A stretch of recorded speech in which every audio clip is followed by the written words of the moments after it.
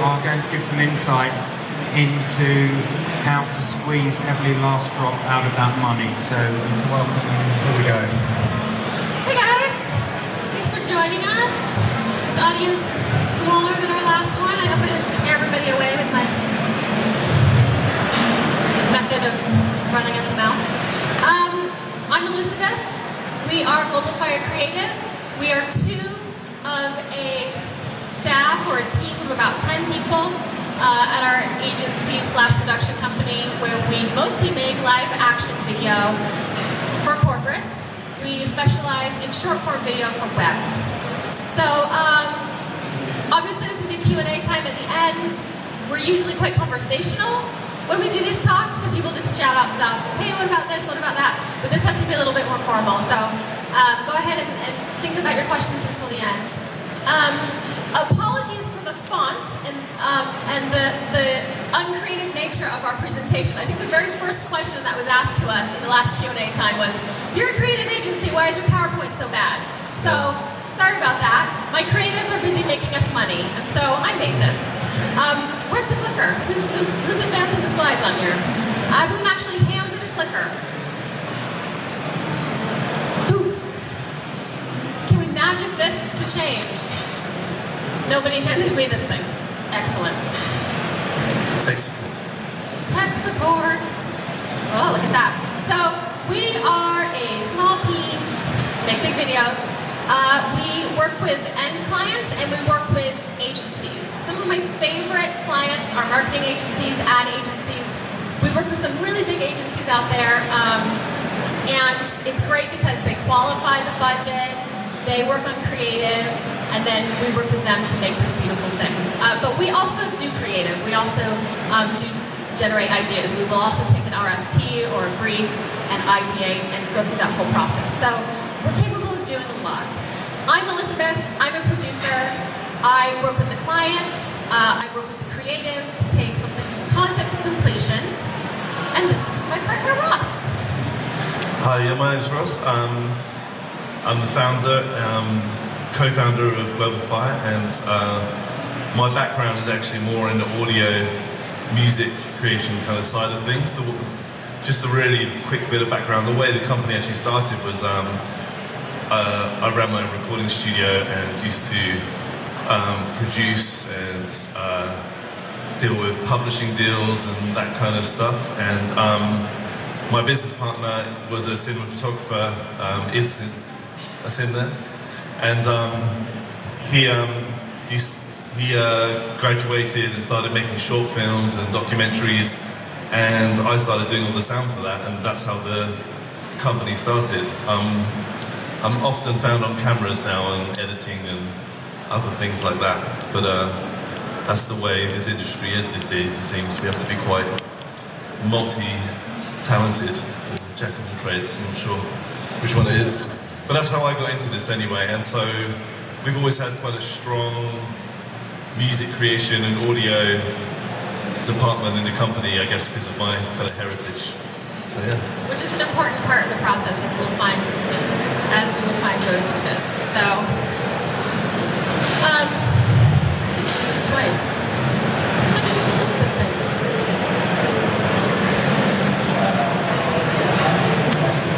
Still here? It's like my Apple TV. I have to aim it.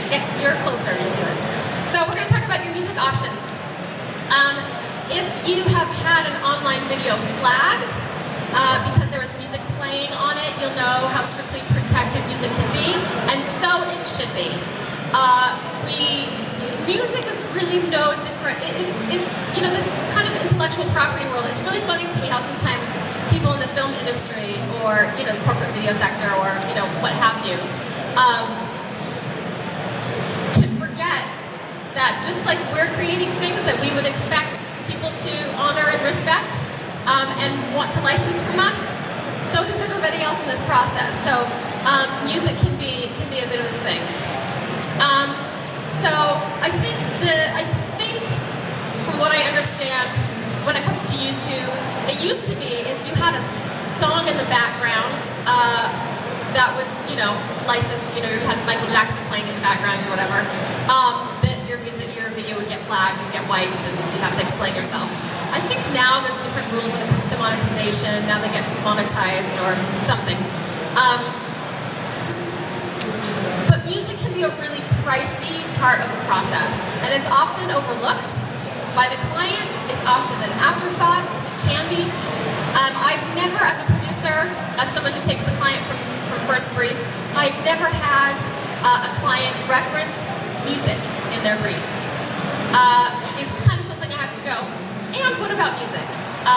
When they're thinking of budget, and when they're thinking of creative, when they're thinking of mood, when they're thinking of what they're wanting to get out of this, music is quite often an afterthought. Ross is giving us a good example here. Oh yes, it's all about cost. Obviously people here are interested in music too. What's the main kind of route here that people source their music? Is it quite varied, or do most people use a site like MusicBed, or majority of people? Has anybody here ever had a music commission bespoke for their video? One person. Would people like to do that more often if they had the opportunity? I think it probably sounds scary, like to commission a piece of music, how scary. But I think we'll find from this example that licensing a song can be so expensive. Yeah, so that's the main thing we found, is that generally musicians or people who compose music want their music to be out there. They want to be paid for it. But obviously a lot of these platforms, which are amazing, can be quite complicated, and when you finally choose a track you want and you get that signed off by your client, if you've done it before, you then go through a process of who's it for, where is it going to be shown, and they're all appropriate questions. But as soon as it becomes a company of a certain size, that sometimes can override where that video is going to be shown, or whether it's an internal video or the size of the company. And we just kept on running into situations where a track that was supposedly $200 and maybe the video production was only £2,000 or £3,000. The amount that people wanted for some of this money was just not necessarily wrong, but just didn't work for that project to work. Because the music was an afterthought. Yeah, exactly. So it wasn't factored in, and then that leaves a bad taste in the client's mouth, and also puts us in a bit of a tricky situation to suddenly have to pull out the hat. So. And the other thing we found, obviously, going other routes, is that when you want to source the music, you might go through an agent or go through. There's so many when it comes to professionally made music. There's often so many different people involved in that process that the sign-off can actually be so much longer than the actual production of the video, which is another reason why doing it in-house or finding someone to do it. We were doing this particular project for. A bunch of ads that were for social media. Yeah, they were to be used globally. Yeah. Which I think perhaps the problem in this situation was that we were not aware that these were intended to be global. So when we first sought the license fee, it was based on, use, locally in the UK. But then we found out that we were rendering this video in multiple languages. And we were like, oh, so is this going out all, are you going to use this all over the world? They're like, yeah, now we're going to use it all over the world. So we're like, okay, cool, that's going to change the cost of the music. So because we have Ross here and some amazing musicians, we were able to make the music in 3 days for hardly anything. Advance slide, please. So Ross is going to take us through a few, we're going to try and navigate the minefield of some of the ways in which you can access music. So I'm kind of going to go through some definitions here, starting with licensing. Cool. Yes. So licensing with music, obviously there's so many different licenses, and you can just acquire that license through whatever means for the specific project. And there's lots of ways you can do it. Like you say, certain pieces of music that people have made available on the various different sites. You can quickly see what that license is. If you want a piece of music by a well-known artist or composer, then it's a similar process, but it's quite long and drawn out. You will have to go to their agent or to their label, and the price, it can be very, very long. I've had experiences where it's taken me 6 months, 8 months to actually get to the right person to actually sign off that particular piece of music. Royalty-free music, obviously, some people think royalty-free music is free, but it's just that you obviously can use that. You can obviously just use that for your piece without paying any kind of ongoing it's like a perpetual license. And then obviously Creative Commons, there's a lot of Creative Commons music out there, music that there's actually lots and lots of websites. A lot of these people, a lot of these composers will actually make their music available because they want it to be used by people. There's normally some basic kind of terms, so they might just want to be credited for the music that they've made. Often it's been made available so that people can, people actually remix it, edit it, but often you'll find people that there are some other terms in there, so they don't actually want you to alter it. So, for example, when you're making a video, as we all know, you'll sometimes have to cut sections of music to make a particular high-impact part of the video longer. And so some of them will have terms where they don't want you to edit their music in any kind of way. So that's the one thing to look out for there. And then I guess the main thing really, soundtrack obviously soundtrack could come under any of these, licensing, royalty-free, and Creative Commons. But the main thing with sound design, we find a lot of people often don't realise that sound design, i.e. the kind of sound effects that go along with movements and different types of animation, actually, the sound design actually comes under all of these kind of things, so they either have to be licensed, or they may be royalty-free, or they may be Creative Commons, but it's definitely just worth watching out. Really check what license your sound design effects actually come under. So that's the main thing there, really. Not too much forward. So, or you can make it yourself. And by that, we mean someone on your team can make it. You don't have to literally, I wouldn't know the first thing about making a song. I cannot even sing a song, and I'm not going to show you why. But so let's talk about some reasons to make your own music. Here, I'll do the thingy. I'm his producer, I'll do this. So reasons to make your own music. We have a video here, which is a much more beautiful version of us sitting here and talking to you. Hello, this thing does not like me.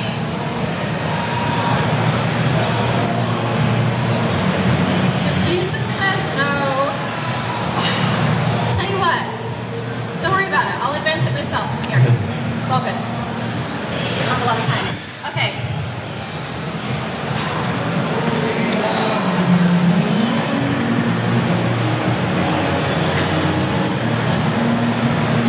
This is very quiet.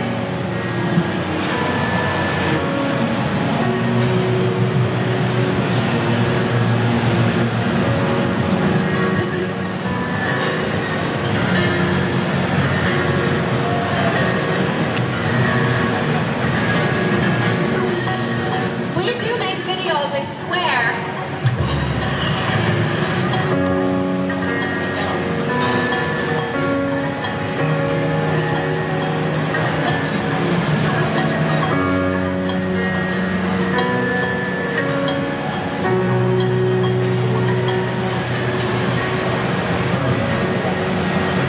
How bizarre. I'll try and do Russ's voice. One of the reasons. Okay, so listen. Making music is not just about the cost of licensing. So it's really easy to focus on cost all the time. Be like, it's cheaper, it's more expensive, licensing, royalty fee, blah, blah, blah, blah. But I think one of the most valuable things that I have as a producer, having these amazing sound people in-house, is that because music can be an afterthought so often, it kind of gets something that just like plugged in the background. And we don't want that because we're making really emotive pieces of video content, and we know that music is one of the most important elements in evoking any kind of emotion that we want out of people. And so, we're able to work together. Our visual guys or gals and our music people are able to work together so that they're editing it in tandem, which Ross was talking about on the video so eloquently. Do you remember what you said? Can you recreate that? I think we would just talk about our process really. There's a Mark over there, if you wave, and Sasha. They're two of our producers here.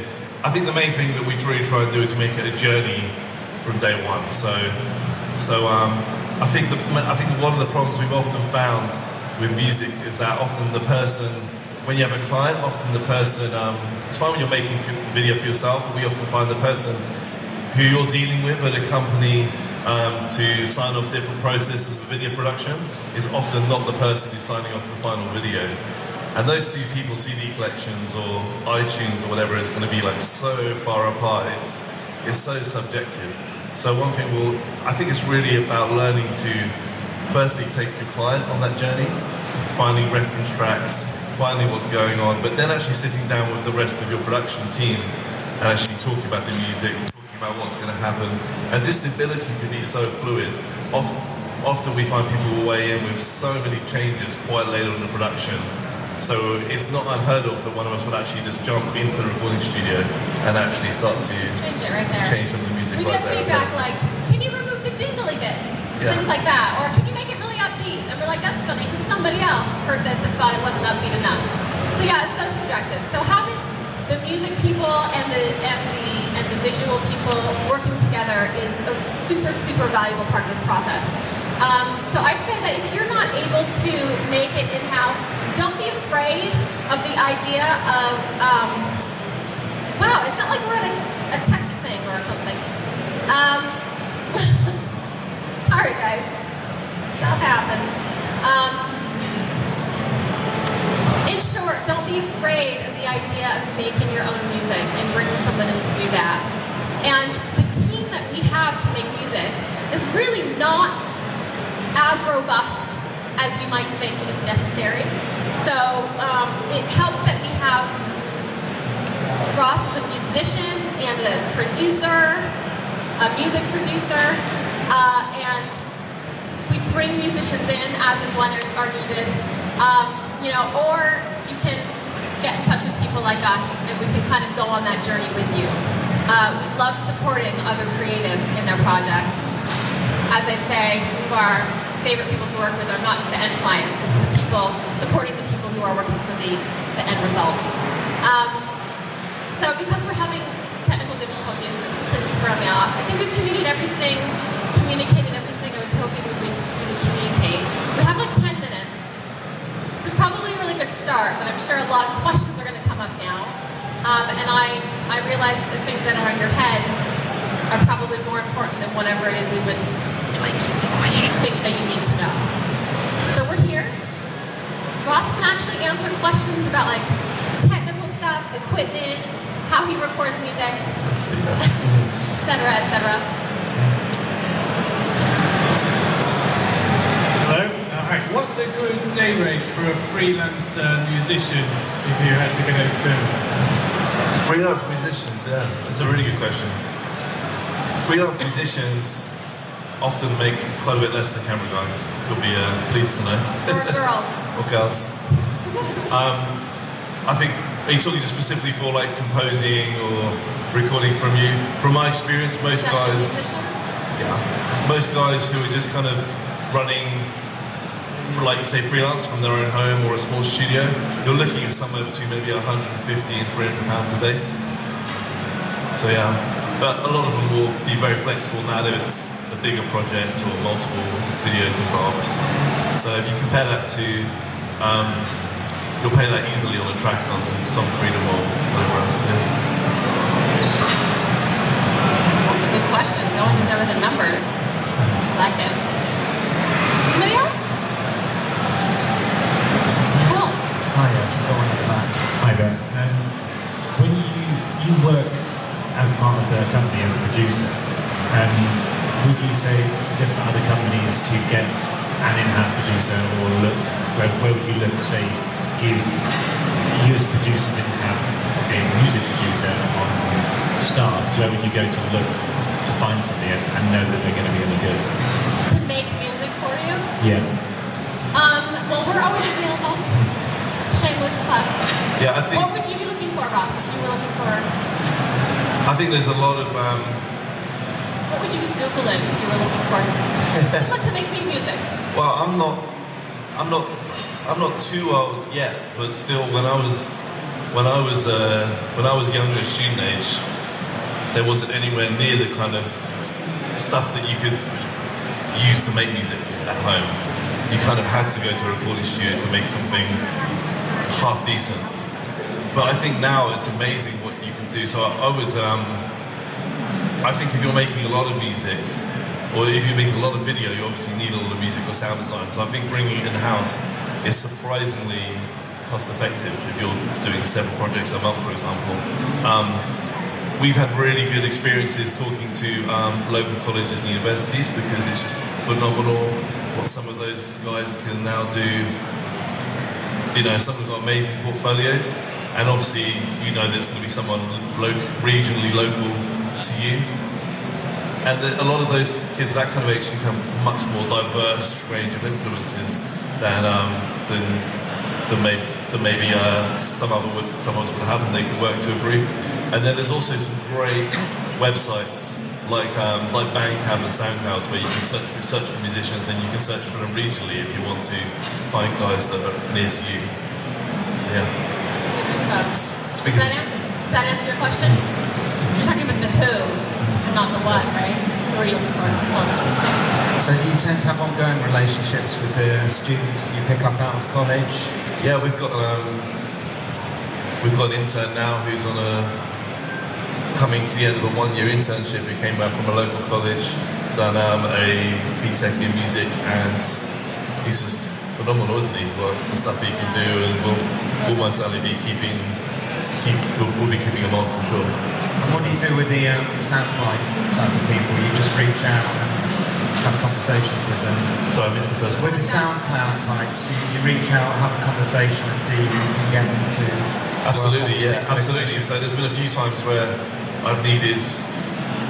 No one can be a master of all things. There's quite a few times I've needed something quite specific, you know, something a bit Eastern or something. So I normally kind of search out people who work in that way, and instead of just saying, instead of saying, I love that track, can I use it? Actually saying, could you rework that, or could you do something bespoke for us? They're normally actually, from my experience, really chuffed to get the reach out. Yeah.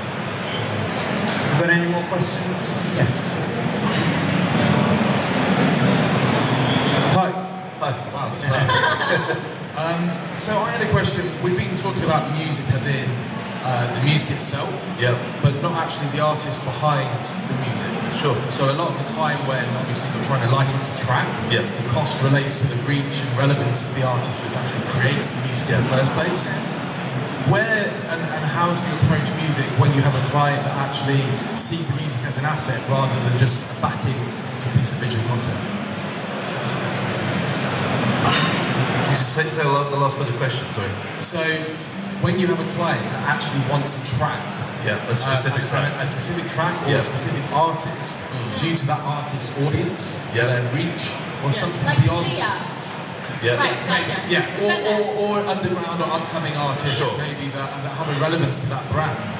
Where do you look then? Because I feel like we're talking a lot about faceless music that could just be, made by somebody behind the scenes. And a lot of the time, brands want to associate with a particular artist for a reason. Well, how do you approach that? Before we get into that, into where you would probably take this, I'll say as a producer, quite often, so our really, really big global clients, big blue chip companies, they have a piece of music and they say, we've licensed this music and we want you to use this.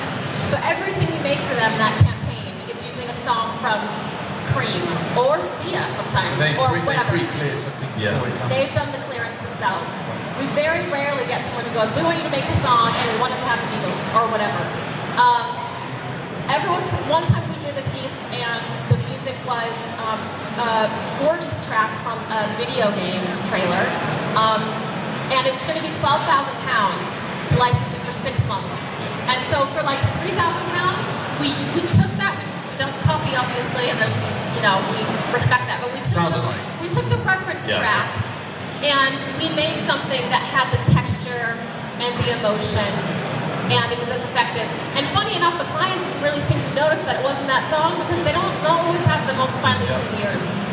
But answering directly to a question, yeah, I don't know everything at all, so if someone tells me, but I've not found one way to do that yet. So if you're fortunate enough to make a piece for the BBC, for example, as you probably know, they have like a blanket deal, but more and more artists are not happy with that, and actually, I think Neil Young last year managed to get his name off that. More and more artists are pulling the name off there. So it's very possible, as long as the artist or publishing or both don't have a problem with it, it's normally fine. They might not want to be associated with that brand. My main problem with it, other than cost, I find is often time. But by the time it gets to that decision maker, it's months and months. Because we work in corporate video, we're like super, super fast turnaround. By the time they even answer our email, this thing is already in use. That's great, thank you. Okay, well, we're out of time. If you would be kind enough to show your appreciation. Thanks so much for coming. The last session here this afternoon is around social video.